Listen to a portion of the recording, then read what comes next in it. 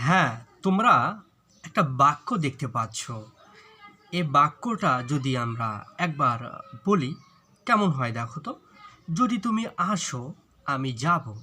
তাহলে এই যে বাক্যটা, এটা মনে হচ্ছে একটা শর্তযুক্ত বাক্য। কারণ এখানে রয়েছে যদি।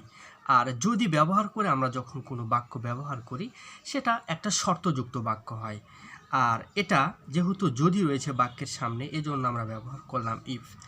আর এখানে দেখতে পাচ্ছি তুমি আসো আমি যাব। তাহলে এখানে সাবজেক্ট পাচ্ছি হচ্ছে তুমি। আর আসো এটা একটা ভার্ব, তাহলে ভার্ব দিলাম। আবার এখানে দুটো বাক্য, একটা হচ্ছে তুমি আসো আর আমি যাব। এই দ্বিতীয় বাক্যে সাবজেক্টটা হচ্ছে আমি আর ভার্বটা হচ্ছে গো। ভার্বটা কি? গো। এভাবে আমরা প্রথমে সাজায় নিলাম।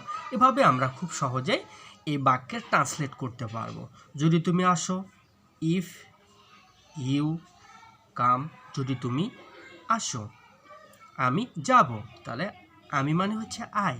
যেহেতু এটা ফিউচার, এই জন্য ব্যবহার করতে হবে শ্যাল অথবা উইল। কি ব্যবহার করতে হবে? শ্যাল বা উইল।